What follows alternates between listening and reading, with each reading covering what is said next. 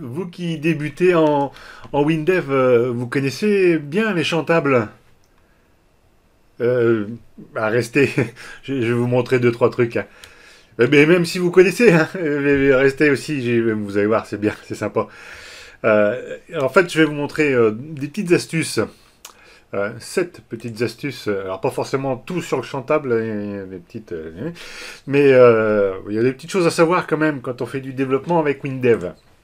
Alors, je vous ai préparé un petit projet comme d'habitude. Donc, le voici. J'ai une petite table, alors vraiment toute petite, hein, qui sert à rien en fait, hein. Avec une clé unique, un libellé et puis un groupe avec une clé une clé doublon, hein, une clé avec doublon. J'ai une petite application qui affiche le contenu de ma table. Donc ici et ici, j'ai une liaison directe.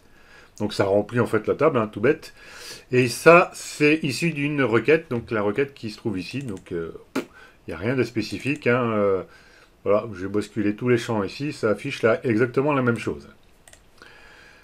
Donc là, l'objectif, c'est pas de vous montrer comment remplir un chantable, hein. Il y a d'autres choses. Et ici, j'ai trois boutons. L'objectif, c'est que quand je clique sur chacun des boutons, les lignes que j'ai sélectionnées là dans chacune des tables viennent se mettre ici dans mon champ. Sauf que là, ces trois boutons là, ils utilisent des techniques différentes pour pouvoir, enfin des syntaxes différentes pour faire notre petit travail. Et puis là, on a des différentes manières également de faire une sélection d'éléments. Alors, on va regarder tout de suite si tout fonctionne comme il faut. Alors, on va faire un petit go. Alors, je sais pas, je sélectionne n'importe quoi, hein, pop, des différents de préférence. Donc là, si je clique sur le premier, vous voyez, ça fonctionne bien. Il prend le premier, il va à la ligne, il prend le second que j'ai sélectionné. Bleu, bleu, bleu, bleu, bleu, bleu. Voilà, donc là, ça fonctionne très bien. Voilà, j'en prends un autre. Hein, bleu, bleu, alors deux fois, voilà. Bon. Euh, alors par contre, si je clique sur l'autre, qu'est-ce qui se passe? Hop, j'ai un plantage. Alors attention, c'est pas tout, parce que si je bouge un petit peu ma fenêtre là, regardez, il a commencé à écrire des choses là, donc il a fait le premier. Après, il s'est attaqué au second, et il a quand même écrit Blu Blu, c'est-à-dire celui-là. Là. Donc là, sur le bouton, là, j'ai plusieurs techniques, hein, d'écriture. Donc ça veut dire qu'il y a une différence de traitement et on comprend pas trop là. Alors, on a quand même une indication là. On nous dit que, attention, l'indice spécifié 0 est invalide. Alors qu'est-ce que ça veut dire? Alors pour comprendre, il faut aller regarder le code, évidemment.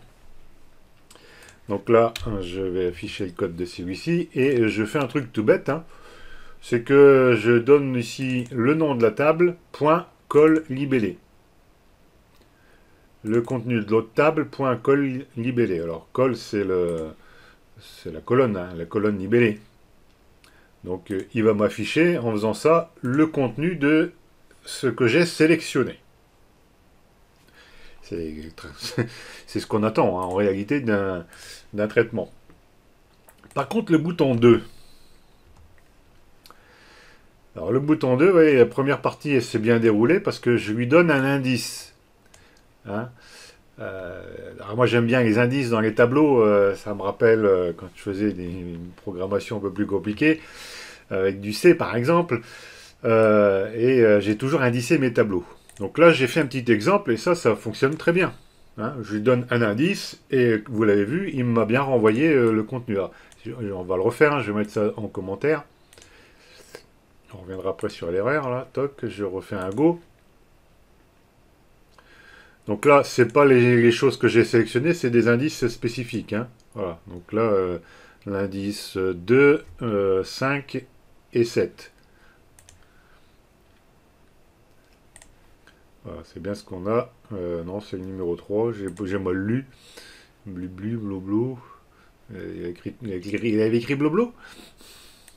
Ah oui, c'est ça, bloblo. Donc c'est bien le 3. J'ai commencé à avoir peur. Il fallait fort que je recommence la vidéo. Non, non.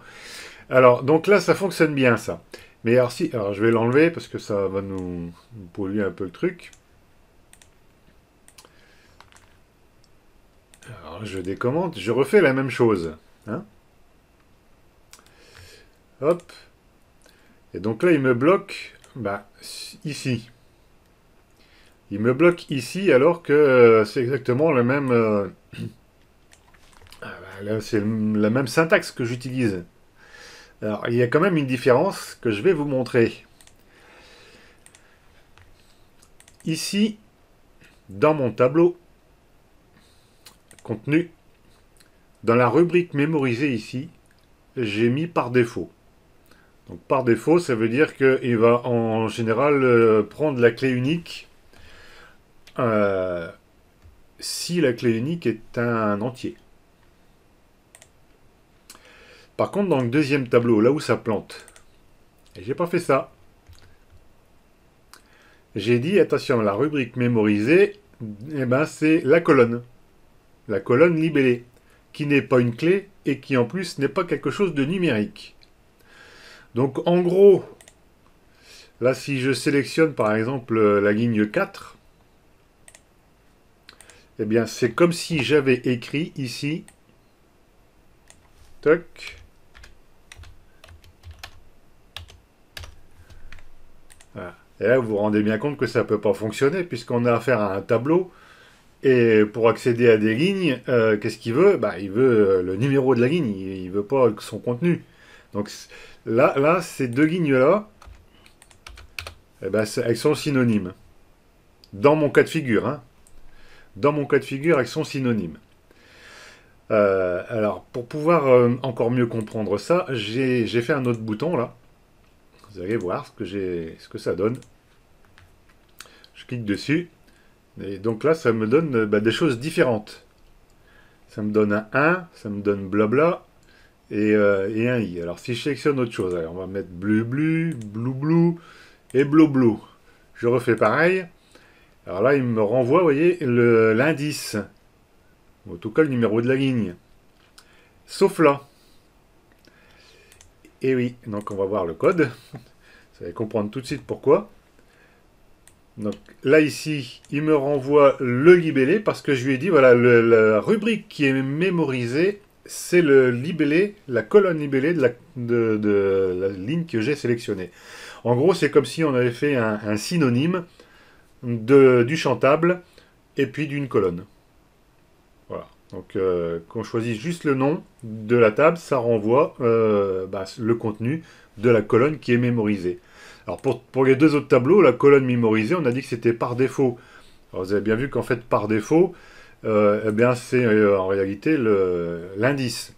Alors, pour vérifier que c'est bien ça, on va modifier quelque peu notre table. Parce que là, il faudrait modifier l'idée du contenu, sauf que là, je lui ai indiqué que c'était un idée automatique. Donc, je vais modifier ça. Je vais le mettre en numérique entier sur 8 bits. Où est-ce qu'il est? Hop, ici. Voilà, ici.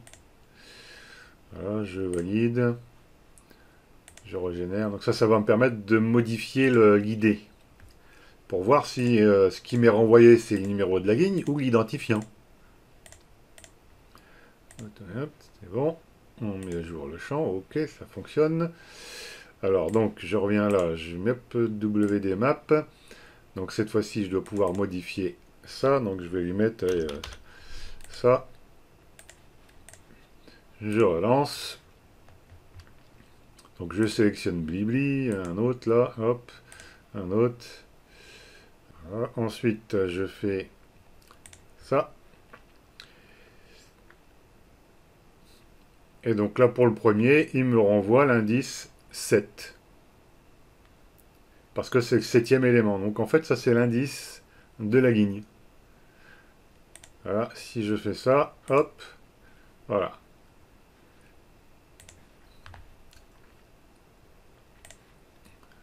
Donc là, on va revoir la description, hein, identique, contenu. Donc vous voyez, la rubrique mémorisée, on nous dit par défaut.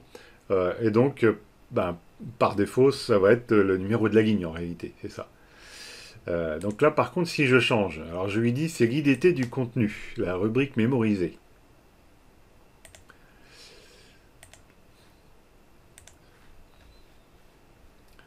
Donc c'est celui-ci, hein. Donc là, je vais prendre un autre, hop, off. Vous voyez, cette fois-ci, il me renvoie l'indice, enfin l'indice, l'identifiant qui est associé à la table, et non pas l'indice de la ligne. Voilà ici les différences que l'on pouvait mettre en évidence sur ces types de syntaxe ici. Hein. Donc soit directement le nom de la colonne, point col libellé. Alors attention, si vous utilisez ça, il faut évidemment s'assurer qu'une ligne est sélectionnée, sinon ça ne va pas aller. Alors maintenant, on va essayer de faire un autre petit cas. Donc je vais mettre tout ça en commentaire sur le bouton 2. Commenter. Donc là, je vais lui demander d'afficher uniquement le contenu de ma table qui vient de la requête. Hein. Je pourrais faire ça sur n'importe laquelle. Hein. Donc c'est-à-dire celle-là. Celle-ci qu'on vient de modifier. Hein. Je vous le remontre. Je lui ai dit que l'identifiant automatique, c'était l'identifiant. Hein. Enfin, la rubrique mémorisée, pardon, c'est l'identifiant automatique. Alors, je vais relancer mon application. Donc, on est sur le bouton 2. Donc là, il m'a bien pris la première ligne, ça fonctionne. Là, ça fonctionne toujours. Et alors là, si je choisis celui-ci, et là, ça plante. Parce que, on en est toujours là, l'identifiant qui est renvoyé doit correspondre à un numéro de ligne. Et oui. Or, la ligne 158, là, il n'existe pas. Donc là, il va falloir vous méfier quand même lorsque vous allez paramétrer vos tableaux. Là. Donc en gros, il faut les laisser par défaut, à moins que vous vouliez faire quelque chose de spécifique. Hein. Et puis c'est tout, quoi. Voilà, c'est par défaut, et c'est pas autrement. Voilà, je vais le remettre aussi là, toc. Donc la libellée, ça fonctionne pas. Hop. Voilà. Donc là, on est bon. Alors, vous avez peut-être remarqué également un petit truc. C'est que là, dans ce tableau-là, il y en a un, il est en rouge et puis écrit en bleu. Alors, en fait, c'est ce qu'on appelle les high magnets. Ça vous parle? C'est de la mise en forme conditionnelle, un peu comme sur Excel. Alors, je vais vous montrer où ça se passe. Donc, on va ouvrir notre tableau. Donc, on va choisir une colonne. UI. Et là, vous avez votre rubrique iMagnet. Donc, c'est là que vous allez mettre votre condition pour que ça s'affiche. Donc là, bon, j'ai écrit quelque chose en dur. Hein. Je lui ai dit que la condition, voilà, si la valeur est égale à bleu-bleu, dans ce cas-là, je mets en rouge et en vert. Là. Enfin, voilà. Alors ça peut être utile essentiellement si vous avez des valeurs. Par exemple, si vous avez une colonne avec des montants, vous voulez mettre en évidence tout ce qui est supérieur à 1500 € pour vos factures, par exemple. Il suffirait ici dans la liste, alors il faudrait choisir valeur, hein, évidemment, là, ici, valeur, et qu'elle soit, je ne sais pas, supérieure ou égale à temps, et vous mettez ainsi en évidence toutes les valeurs qui seraient supérieures dans votre tableau. Donc ça vous permet de faire de la mise en forme conditionnelle. Et ici, vous pouvez ajouter des conditions. Voilà. Alors, elles sont assez limitées quand même. Puis là, vous avez une bulle d'aide. Oups, par exemple. Voilà, on applique. Je relance. Donc là, oups, voilà. Il y a juste oups là-dessus. Donc ça peut être pas mal. Alors, la mise en forme conditionnelle, vous l'avez sur beaucoup de champs quand même, hein. Pas seulement les tableaux. Alors c'est bien pratique pour les tableaux qui contiennent des valeurs, ou pour lesquels vous voulez mettre en évidence une valeur fixe. Mais on peut également l'utiliser sur, vous voyez, sur des petites choses comme ça, là, vous voyez, sur des zones de saisie. En disant, voilà, attention, si c'est vide, j'aimerais bien qu'il y ait une petite étoile qui s'affiche. Pour dire c'est un peu obligatoire, quoi. Alors comment on fait ça? Je vais vous le montrer en double-clic dessus. On retourne sur UI. Donc là, il n'y a aucune mise en forme. Alors je clique dessus. Conditions et actions. Ah, le champ est vide. Donc ça c'est la condition. Lorsque le champ est vide, qu'est-ce que je fais? Je pourrais choisir plein de choses, notamment mettre une étoile à gauche, une étoile à droite, et puis mettre une petite bulle par exemple, obligatoire. Hop, alors il y a les champs, j'en ai deux parce que j'avais déjà fait des tests, hein, mais sinon il faudra cliquer sur le petit plus, hein, enfin sur celui-ci. Je fais OK, j'applique, voilà, et donc là si je lance, allez, ah oui, on a l'info, avant on ne l'avait pas, hein. Là on nous dit la zone de saisie masque l'affichage de l'étoile à droite. Ah, ça veut dire quoi? J'ai rien fait et puis on voit pas l'étoile. Alors on voit bien le libellé quand même, enfin la bulle. Alors il y a une petite astuce ici, c'est que pour voir l'étoile, il faut utiliser les poignées rouges là. Alors vous utilisez la poignée rouge, ça réduit la zone blanche là, et là on peut voir l'étoile. Alors ça, est-ce que ça marche maintenant? Donc là c'est vide, il y a l'étoile, c'est plus vide, il n'y a plus l'étoile. Ah voilà, impeccable. Ah, et là il y a encore un autre truc là dans mon code là, regardez. Quand je tape quelque chose là, j'ai mon bouton qui prend la valeur. Ah, il y a encore autre chose. Comment j'ai fait ça? Alors c'est tout bête. J'ai dit ça tout le temps, mais quand on connaît pas, c'est pas tout bête. On cherche beaucoup des fois. Alors l'idée ici, c'est dans le code de modification du champ. Et je lui dis, voilà, à chaque modification de ma zone de saisie, eh ben, je modifie la propriété libellée de mon bouton. Voilà, donc j'affiche et point moi, enfin je concatène avec moi-même, donc ça donnera le contenu de ma zone de saisie. Et voilà. Et là mon bouton après, qu'est-ce qu'il fait? Vous voyez, il va utiliser encore une syntaxe que j'apprécie assez particulièrement, là, c'est les pourcents ici à l'intérieur d'une chaîne pour afficher contenu. Voilà. Et là, vous voyez, j'ai le libellé, le numéro de la ligne. Alors, si je mets le numéro de la ligne, ça devrait fonctionner. Alors, on va tester. Donc, si je mets la ligne 5, on va compliquer tout de suite, la ligne 5, voilà, il me renvoie bien un blibli. Si je lui dis, bah tiens, regarde, hop, la ligne 8, ah bah là, ça plante. Forcément, la ligne 8 n'existe pas.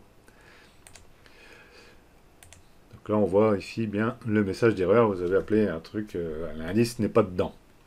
Alors, pour terminer ici avec cette histoire d'indice, à chaque fois que vous allez manipuler comme ça des tableaux, il va falloir vous assurer que il y a bien une ligne sélectionnée et que si vous utilisez les indices ici, ce que je vous recommande quand même pour être vraiment sûr de ce que vous voulez être en train de faire, assurez-vous que l'indice qui est envoyé là soit bien dans le tableau. Sinon, ça va vous générer une exception et puis ça va planter votre application. Parce que c'est même pas un message d'erreur, hein.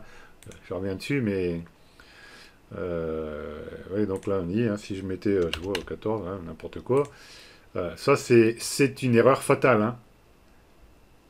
C'est-à-dire que ça ferme votre application.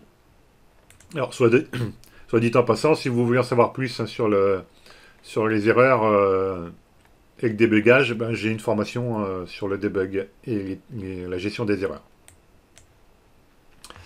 Bien. Alors, puisque vous avez l'air très attentif, je vais vous montrer encore un dernier truc. C'est ici. On va faire ce travail là, sur cette table-là. Vous avez remarqué que j'ai ici un groupe. Et dans mon groupe, qu'est-ce que j'ai? En fait, j'ai des numéros et j'ai affecté certains éléments ici à certains groupes. Et quand on a un tableau de ce type-là, ce qui est pas mal des fois, c'est de regrouper les personnes ou les choses qui sont dans le même groupe. Alors pour le faire, alors déjà il faut que ce soit ici une clé avec doublon, hein. Sinon ça ne va pas fonctionner. Et c'est toujours dans la description du tableau. Donc on va être ici. Contenu.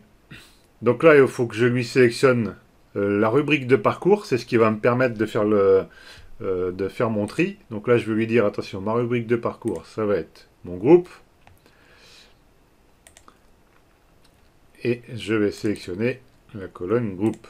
Voilà, j'applique. Donc là, vous voyez, il m'a fait ma séparation. Je fais un Go et il a bien regroupé les éléments par groupe. Voilà. Donc, sauf que quand j'ai tout replié, je ne sais pas quel groupe, quel groupe c'est. Hein. Alors là, ce qu'il faut bien voir là dans mon tableau, c'est que j'ai mis, vous voyez, la colonne groupe elle y est, mais je l'ai cachée. Alors là, on a deux possibilités. Alors, une première possibilité, alors c'est de mettre ici un libellé, voilà, comme ça, et de dire, ben, alors là, il est bien dans le, dans le, comment ça s'appelle, la rupture, vous voyez, la sélection survolée, c'est la rupture. Donc là, si je fais un clic droit dessus, que je fais code, non pas code, c'est pas code, c'est un double clic, voilà, je vais lui mettre une liaison, et la liaison, je la fais, vous voyez, sur le groupe. Voilà. Je fais juste ça, je fais OK. Et là, vous voyez, il me met bien les groupes. Hein, j'ai pas de groupe 3, 4. Hein. Voilà. Alors après, une autre méthode qui peut être utilisée, alors si vous voulez concaténer plusieurs choses, par exemple, donc là, cette fois-ci, il faut faire un clic droit, vous voyez, dans la zone de rupture, il faut la sélectionner, voilà, un clic droit ici. Et là, cette fois-ci, on va utiliser une syntaxe. Donc, on va dire table, on est sur le premier. Hop. Donc, par contre, là, vous voyez, je vais reprendre ça. Alors, je fais mon code, vous voyez, dans l'affichage d'une rupture. Donc, chaque fois que j'affiche, j'exécute le code qui va être dedans. Et c'est là où c'est important parce que vous ne savez pas, vous, d'avance, quel est l'indice qui va être mis ici. Là. Si vous voulez faire du code simple, bah, vous ne pouvez pas mettre une rubrique mémorisée si c'est pas... Enfin, voilà, vous ne pouvez pas mettre une rubrique mémorisée. Donc là, je vais lui dire le libellé qui est égal à quoi? Bien au contenu de ma colonne.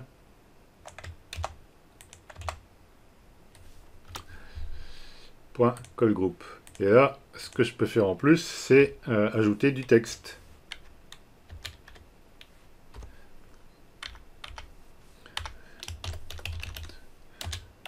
Voilà, groupe. Bon, comme ça doit suffire. Voilà. Alors, il faut que j'enlève la liaison.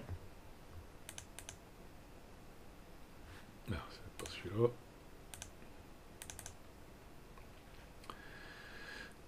Voilà, aucune liaison. Je fais un go. Et voilà. Donc là, j'ai concaténé du texte avec le contenu d'une colonne. Comme ça, les choses sont claires. Voilà, voilà une manière de faire ben, les tableaux. Enfin, une manière de faire des ruptures, en tout cas. Bon. Alors, on pourrait faire plein d'autres choses aussi dans les ruptures. Mais j'en dis pas plus. J'espère que cette vidéo vous a intéressé et que vous avez appris quelques petites astuces quand même. Et donc, comme d'habitude, si vous voulez en savoir plus sur WinDev, n'hésitez pas à cliquer sur le petit lien que je mets dans la description, parce que ça va vous envoyer, où ça? Eh bien, vers mon école numérique, vers mes formations. Et il y en a notamment une pour ceux qui veulent apprendre depuis le début à créer des applications avec WinDev. Donc c'est une formation d'initiation qui va vous emmener assez loin. Et j'en ai plein d'autres pour vous perfectionner sur les classes, sur les bases de données, sur le debug, et la prochaine qui va arriver bientôt sur la manière de sécuriser ces applications et de crypter ces données. Voilà, ça c'est la prochaine qui va bientôt arriver. Alors surveillez bien. Et puis bah voilà, ouais, c'est tout ce que j'avais à vous dire pour aujourd'hui. Et je vous souhaite une bonne journée, une bonne nuit, enfin, hein, plein de bonnes choses. Allez, à ciao et à bientôt pour de nouvelles aventures sur WinDev.